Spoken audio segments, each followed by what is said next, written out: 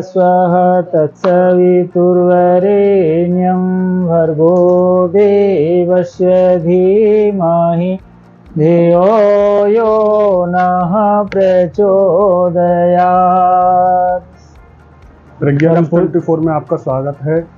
आज हम मुरली विहार में श्री वरिष्ठ परिजन गायत्री परिजन श्री लाखन सिंह जी के यहाँ मौजूद हैं। श्रीमती दुर्गेश सिंह जी, अपना परिचय बताइए। हम लोग गुरुजी से जुड़ने का बड़ा सौभाग्य मिला और सन 90 में अखंड ज्योति लेना प्रारंभ किया। हमारे साथ के यहाँ हरिकृष्ण बघेल जी स्क्वाड्रन लीडर रहे थे उस समय, करतार सिंह वर्मा जी, उन्होंने हमें मिशन से जोड़ा। उस समय हम दूरसंचार विभाग में एज ए अकाउंट ऑफिसर कार्यरत थे और अखंड ज्योति लेना 90 में शुरू किया और 90 के बाद में हमने प्रमोशन के लिए ट्राई करना शुरू किया तो गुरुदेव का चमत्कार हमें वहाँ देखने को मिला। जो हमारे साथी 2-3 साल में पार्ट सेकंड अकाउंट्स का कंप्लीट कर रहे थे, सफल हो रहे थे, वो गुरुदेव ने, हमारा रिजल्ट आया दिसंबर में, एग्ज़ाम होना था 2 महीने बाद और 2 महीने की तैयारी में हमें टॉप 24 लोगों में हमारा ऑल इंडिया बेसिस पर मेरिट में हमारा स्थान मिला। ये गुरुदेव की मेहरबानी थी, क्योंकि जो लोग 2 वर्ष तक अपना क्वालिफाई नहीं कर पा रहे थे, हम लोगों ने उनकी कृपा से वही प्रयास, पहले प्रयास में और केवल 15 दिन की तैयारी में वो क्वालिफाई किया और अधिकारी की श्रेणी में हम पदोन्नत सन 93 में हो गए। 93 पदोन्नति के बाद में पटना ट्रेनिंग हो रही थी, तो उस दौरान पटना में 108 की यज्ञ हो रहा था। हमने अपने छात्रावास में वहाँ पे यज्ञ कराया, सारे हमारे जो ट्रेनी साथी थे उनके साथ यज्ञ किया। इसके बाद अश्वमेध में जाने का मौका मिला, वहाँ से साहित्य खरीदा, अपने गुरुजनों को वहाँ भेंट की, अपने लोगों से खरीदवाया और गुरुदेव का बड़ा ही आशीर्वाद हमेशा से मिलता रहा। 93 में फिर माताजी से दीक्षा लेने का मौका मिला।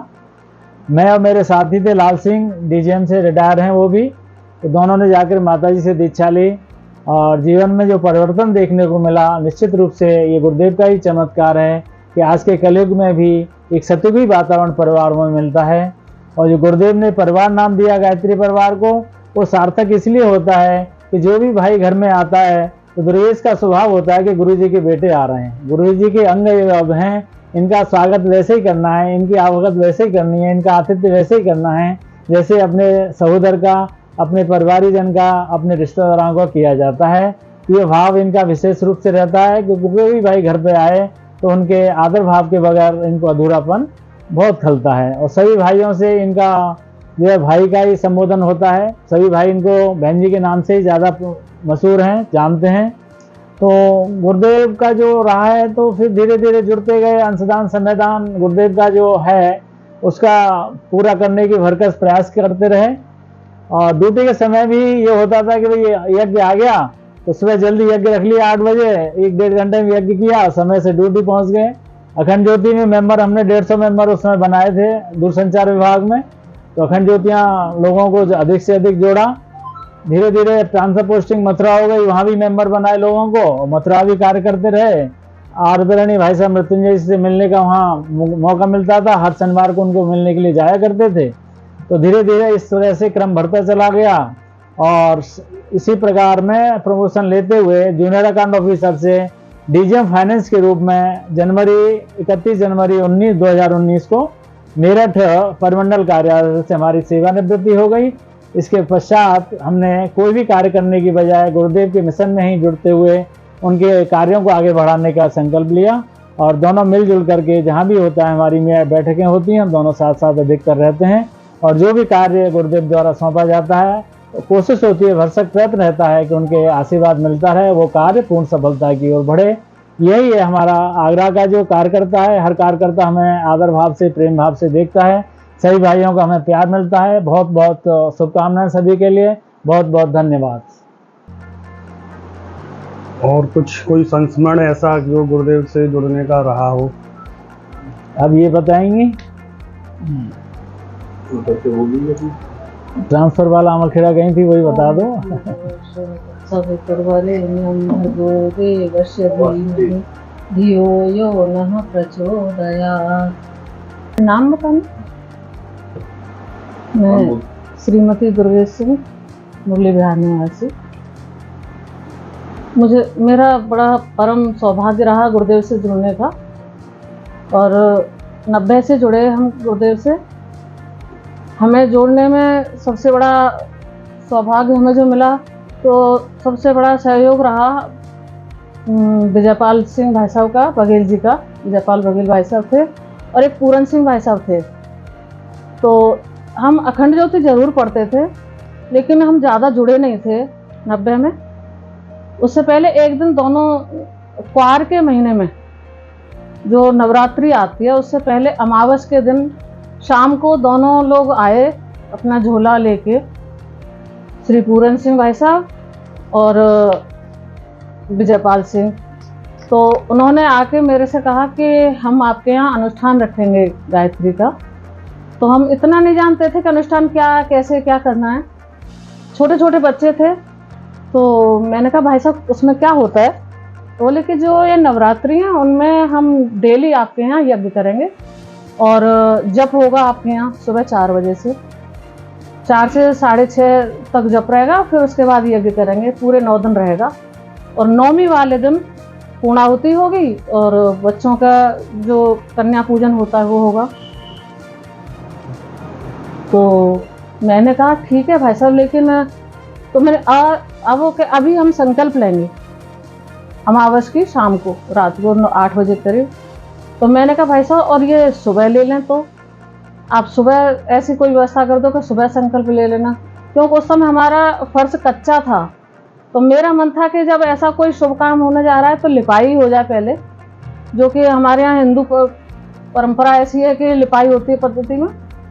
तो बोले ठीक है हम सुबह ले लेंगे। तो मैंने जैसे भाई साहब गए तुरंत लिपाई की उस कमरे की, और सुबह नहा धो के, जैसे कहते ना कि मेढ़ की भी नाल ठुकाती है, मैं भी तैयार हो गई। और जबकि मैं जानती नहीं थी कि क्या कैसे होना है। अब भाई साहब आए और उन सब ने संकल्प लिया। तो गुरुजी का नाम लेके मैंने भी 30 मालाओं का संकल्प ले लिया शुरू में ही, जबकि इतना कुछ जानती नहीं थी कैसे माला होती है क्या है। अब गुरुदेव की ऐसी कृपा हुई कि मैंने पूरा अनुष्ठान किया पहली बार ही। और उसके बाद फिर हम अखंड ज्योति पढ़ते रहे, जो जो हमसे कार्यक्रम होता रहा, जैसे हो सका बच्चों के साथ में। पतिदेव जाते थे शांति कुंज में, अपना घर संभालती थी, बच्चों को संभालती थी। छोटे छोटे बच्चे थे, पढ़ने भी जाते थे। अब 95 में जो यज्ञ हुआ आंवलखेड़ा में, अश्वमेध अर्धपूर्णाहुति अश्वमेध यज्ञ जो हुआ, उसमें हमें बड़ा परम सौभाग्य मिला। तो उसमें भी क्या हुआ कि पतिदेव की ड्यूटी लगी थी, ये गए, और हमें तो घर में ही रहना था, बच्चे स्कूल जाते थे। अब एक दिन इन्होंने परमिशन दी हमें कि आज तुम चले जाओ और रात को वहाँ रुको, बच्चों को दिखा लाओ, घुमा लाओ वहाँ, कल सुबह आ जाना, क्योंकि हमें कल शाम को वहाँ ड्यूटी देनी है अर्धपूर्णाहुति में। तो हम लोगों को परमिशन मिली, हम बच्चों को लेके वहाँ गए। अब अगले दिन हमारा मन ही नहीं करे वहाँ से आने का। अब ये शाम को वहाँ पहुँचे, बोले तुम्हें घर नहीं जाना क्या? घर जाने का मन नहीं है क्या? तुम देखो जी, मन की अगर बात पूछते तो मन तो नहीं है, लेकिन वो भी एक ड्यूटी है, समाज की, परिवार की जिम्मेदारी है। तो चले जाएंगे, जाना है, बच्चों को पढ़ाना है। तो इनका आदेश हुआ कि कोई ऐसी जरूरी नहीं है, जब मन नहीं है तो गुरुदेव का काम करो और यहीं रहो, कोई नहीं, बच्चों की छुट्टी ले लेते हैं। पर आदेश मिल गया, गुरुदेव की कृपा हुई, हम 15 दिन वहाँ रहे और पूर्णाहुति करके ही घर आए। और उस समय हमारी कॉलोनी में मकान भी कम ही बने हुए थे, बाहर लॉक लगा था, कोई ऐसी घटना नहीं, गुरुदेव ने सब संभाला। उसके बाद एक और गुरुदेव की कृपा हुई मेरे ऊपर कि इनका ट्रांसफ़र हो गया था मथुरा। उस समय मैं बहुत ज़्यादा पारिवारिक परेशानी से जूझ रही थी। तो अब मुझे ये था कि सुबह ये जाएंगे, शाम को आएंगे, मुझे परेशानी होगी, मैं रात को इनको बताऊंगी, फिर ये परेशान होंगे। तो मुझे बहुत ज़्यादा परेशानी हो रही थी। अब मैंने इनसे कह रखा था कि आपका प्रमोशन आगरा में ही अगर होगा तो हम गुरु पूर्णिमा आ रही थी तो हम आंवलखेड़ा चलेंगे गुरु पूर्णिमा। अब इनका ट्रांसफ़र हो गया मथुरा। अब ये शाम को आए, बोले चलो गुरु पूर्णिमा है और चलो मथुरा वहाँ आंवलखेड़ा।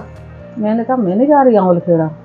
बोले क्यों? मैंने कहा ये गुरुजी ने कोई हमें तोहफा थोड़ी दिया है, हमें तो, मैंने कहा मैं तो आगरा की कह रही थी। बोले ये तोहफा ही समझो। शाम को गए हम यहाँ से अपनी गाड़ी से, तो इतनी ज़्यादा व्यथित थी उस समय मैं, बहुत ज़्यादा दिमाग में टेंशन था। कुछ मेरे मायके की तरफ से परेशानियाँ थीं, पारिवारिक परेशानियाँ थीं, उस समय बहुत ज़्यादा टेंशन में चल रही थी। तो गाड़ी से अपनी से गए, तो गाड़ी में एक गुरुदेव का गाना है, तुम न घबराओ न आंसू ही बहाओ अब, और कोई हो न हो पर मैं तुम्हारा हूँ। मैं उसे बार बार रिवर्स कर करके और उसे सुनते हुए जा रही थी और मेरी आंखों में आंसुओं की धारा बह रही थी। यहाँ से जाते ही रास्ते पूरे में रोती हुई गई। वहाँ जाके आंवलखेड़ा जाके मैंने गुरुदेव के मंदिर में गई माता और अपना पल्लू फैलाया गुरुजी के आगे, गुरुदेव ये समस्या का समाधान करो कैसे भी। वहाँ रुकी, फिर रात को हम वहाँ रुके, जन्मभूमि गए। तो जन्मभूमि में जहाँ साधना स्थली है गुरुदेव की, मैंने वहाँ अपना आंचल फैला के गुरुदेव से 1 साल का समय मांगा। गुरुदेव कैसे भी 1 साल के लिए आप आगरा दे दीजिए। तो मैं कैसे गुरुदेव की बात को क्या कहूँ, गुरुजी ने मेरी सुनी। और रात को फिर हम जैसे वहाँ रुके तो जो रुकने की जगह हमें दी, उसमें 2 बेड थे और वो काफ़ी मतलब सिंगल बेड दूर दूर थे। और मुझे ऐसा अर्ध चेतना अवस्था में थी, मैं पूरी तरह से सो भी नहीं रही थी। मुझे ऐसा आभास हुआ कि मेरे सिर पर हाथ फेर रहे हैं गुरुजी। अब मैं बार बार फिर मैं पूरी तरह से आँख खोल के मैंने देखा तो कोई नहीं है वहाँ। और ये तो मैंने सोचा ये मेरे सिर पे हाथ फेर रहे हैं, लेकिन मैंने देखा ये तो बहुत दूर है इनका बेड, तो हाथ आ ही नहीं सकता। फिर मैं जैसे आंख बंद करके थोड़ा सा रिलैक्स हुई तो फिर मुझे ऐसा एहसास हुआ कि गुरुजी माताजी मेरे सिर पर हाथ फेर रहे हैं। और मुझे सुबह में जब मैं बिस्तर छोड़ा, मुझे बड़ा आराम मिला, बड़ा रिलीफ मिला, बहुत अच्छा महसूस किया मैंने। घर आ गए हम लोग।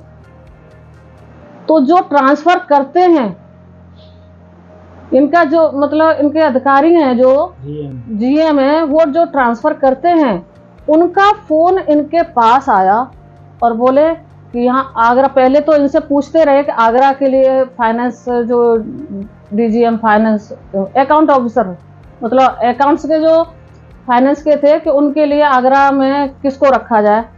तो ये अपना नाम न ले लेके, इनसे खुद पूछा जा रहा था और ये अपना नाम न ले लेके और लोगों का नाम बता रहे थे। फिर लास्ट में उनका फ़ोन आया और उन्होंने खुद इनसे कहा कि 1 साल के लिए आप आगरा रुक सकते हो, और उसके बाद लेकिन हो सकता है कि फिर आपको मथुरा न मिले, दूसरी जगह कहीं भेजा जाए। तो अब आप गुरुदेव का चमत्कार देखिए कि मैंने पल्लू फैला के सिर्फ 1 साल मांगा था और 1 साल के लिए गुरुजी ने जो कि वहाँ ट्रांसफ़र करते हैं उनका फ़ोन आया इनके पास। तो ये गुरुदेव का ही चमत्कार है। और गुरुदेव ने बहुत कुछ दिया। मेरी झोली छोटी पड़ गई रे, इतना दिया मेरी माता। तो गुरुजी ने, माताजी ने हमें इतना दिया कि जितनी हमें उम्मीद भी नहीं थी। आज सब कुछ जो कुछ भी है उन्हीं का है। बच्चों के लिए भी बहुत कुछ गुरुदेव करते हैं, हमें बचाते भवकूपों से।